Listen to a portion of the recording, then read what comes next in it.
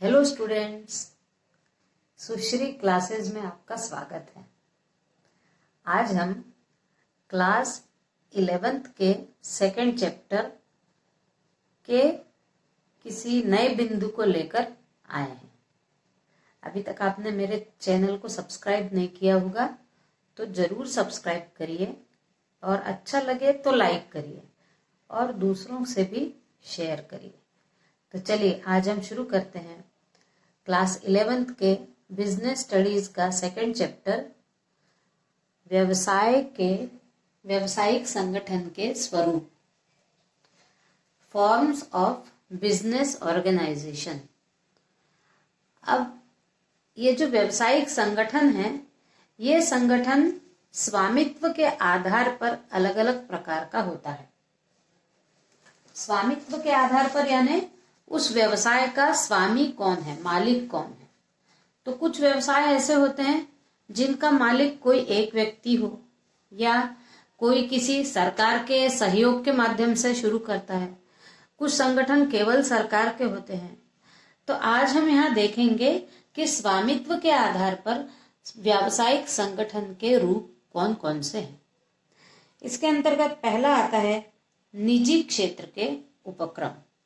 अब निजी क्षेत्र के उपक्रम से ये तात्पर्य है कि ऐसे उपक्रम जिनका स्वामित्व, प्रबंधन, नियंत्रण पूर्ण रूप से निजी व्यक्तियों के पास होता है। यानी यहाँ पर इस संगठन में सरकार का या कुछ और लोगों का कोई मतलब नहीं है।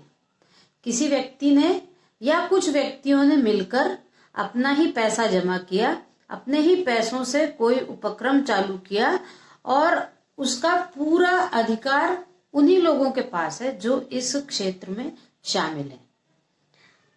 तो जहां पर सरकार का, चाहे वो केंद्र सरकार हो चाहे राज्य सरकार हो, इनका कोई हस्तक्षेप नहीं होता है, ऐसे उपक्रम निजी क्षेत्र के उपक्रम कहलाते हैं।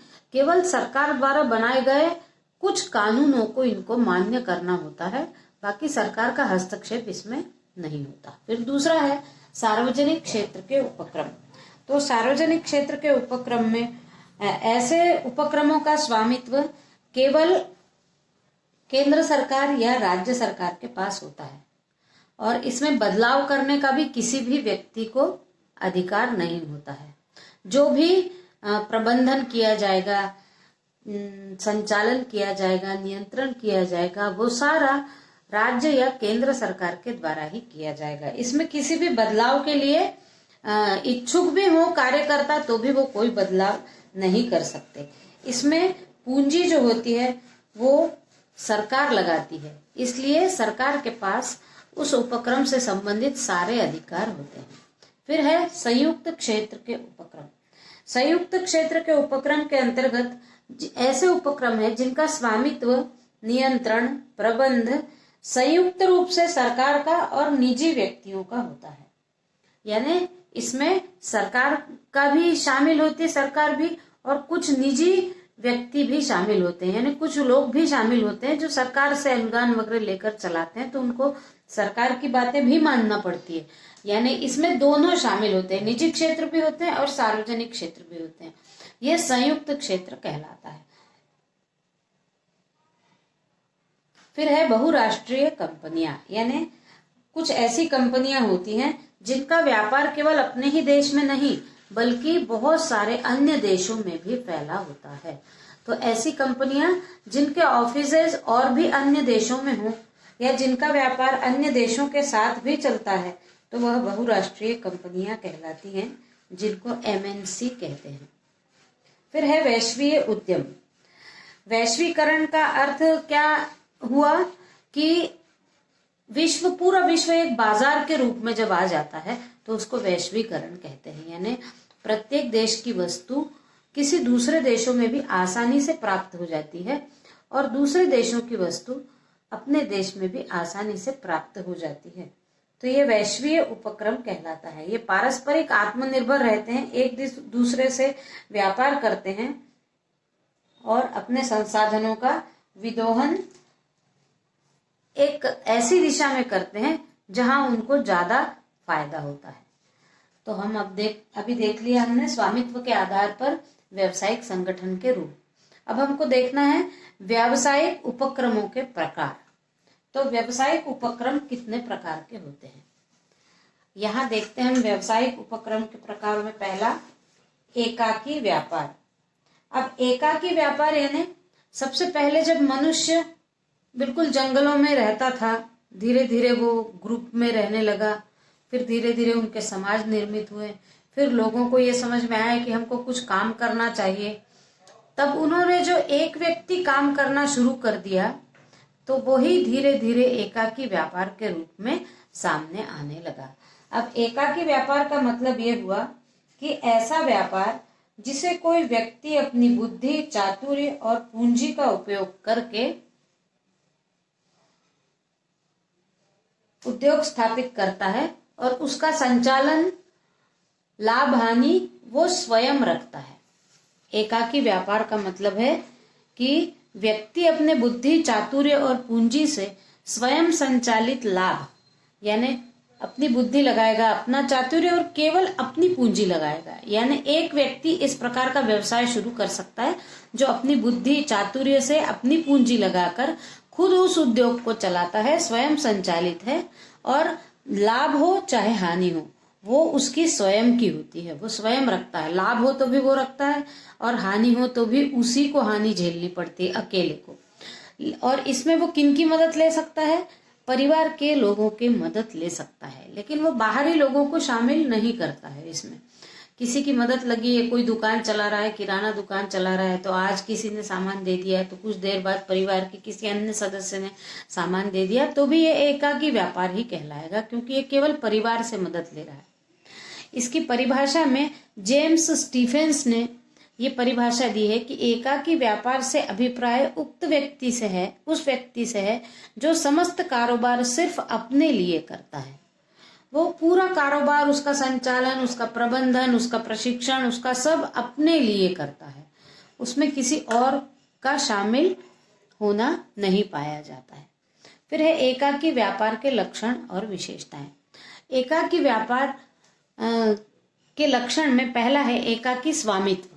अब इस व्यापार का स्वामी केवल वही एक व्यक्ति होता है जिसने यह व्यापार प्रारंभ किया है, जिसने पूंजी लगाई है, और पूंजी लगाकर लाभ हानि सारा कुछ वही देखता है, वह कहलाता है एकाकी स्वामित्व। पूर्ण लाभ पर भी उसी का अधिकार, और यदि पूर्ण हानि होती है तो भी उसी की होती है।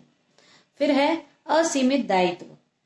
अब एक व्यक्ति होने के कारण उसके दायित्व जो है वो बहुत ज्यादा हो जाते हैं, कि कहीं यदि वो थोक व्यापारी से माल लाता है तो माल लाना, माल का पैकिंग करना हो तो वो पैकिंग भी खुद ही करेगा, बेचेगा भी खुद ही, उसके बाद पैसा लेना देना सब वो करेगा, आर्थिक समस्या हो तो बैंक के चक्कर भी वो ही लगा लेगा। तो क्या होता है, एक ही व्यक्ति होने के कारण उसके दायित्व बहुत बढ़ जाते हैं और वो अकेला पड़ जाता है कार्य करने के लिए। फिर प्रारंभ व अंत करने की सुविधा।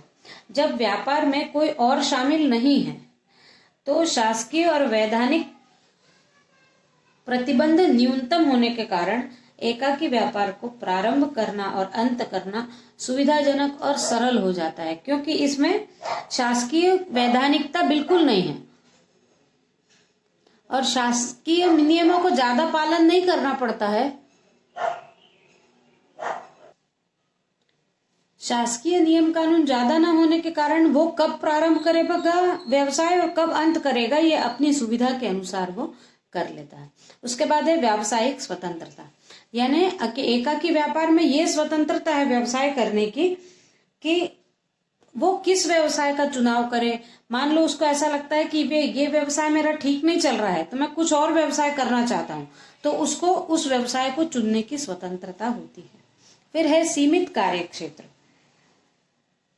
सीमित कार्यक्षेत्र में संसाधन सीमित होने के कारण उसका कार्यक्षेत्र भी सीमित है। यदि वो किराना दुकान में सामान बेचता है तो उसका क्षेत्र बहुत सीमित है, वो जाएगा थोक व्यापारी से सामान खरीदेगा, अपने दुकान में आएगा और बेचता रहेगा, उसके पास गिने चुने वो वही ग्राहक हमेशा आते रहेंगे और लेते रहेंगे, तो उसका क्षेत्र जो है वो एक होने के कारण, अकेला होने के कारण सीमित हो जाता है। फिर है व्यक्तिगत संपर्क। जब वह सारा काम अकेला करता है तो उसके ग्राहकों से अच्छे संपर्क और व्यक्तिगत संपर्क होंगे और इसके कारण उसकी आत्मीयता भी बन जाती है व्यापार में। फिर है पूंजी पर एकाधिकार। अब पूंजी लगाने वाला वो अकेला व्यक्ति होने के कारण यदि लाभ होता है तो उस पूंजी पर भी उसी का पूरा अधिकार है और आवश्यकता नहीं होगी तो वो ऋण भी नहीं लेता, क्योंकि उसका अपना ही उसको रोलिंग में चलता रहता है। लेकिन कभी आवश्यकता पड़े तो ऋण भी लेता है वो, लेकिन कम आवश्यकता पड़ती है क्योंकि उसको ज्यादा संसाधनों पर पैसा नहीं खर्च करना पड़ता है कि उसको मजदूरी देना है या इस प्रकार का कोई कार्य नहीं करना पड़ता, तो उसके पास पूंजी बनी रहती है, तो पूंजी पर भी उसका एकाधिकार होता है। फिर है स्वतंत्रता और स्वतंत्र और शीघ्र निर्णय। वो एकाकी व्यापारी होने के कारण उसको कोई भी निर्णय लेने की स्वतंत्रता है, वो उसको किसी से पूछना नहीं पड़ेगा, वो किसी नियम कानूनों में बंधा हुआ नहीं है और यदि निर्णय लेना पड़े तो शीघ्र वो निर्णय ले सकता है क्योंकि कोई और उसके निर्णय में बाधा नहीं बन पाएंगे। इसलिए एकाकी व्यापारी जो होता है वो स्वतंत्रता पूर्वक अपना व्यापार करता रहता है। आज के वीडियो में इतना ही। आपको कैसा लग रहा है अपनी प्रतिक्रिया अवश्य कमेंट बॉक्स में लिखिए। Thank you.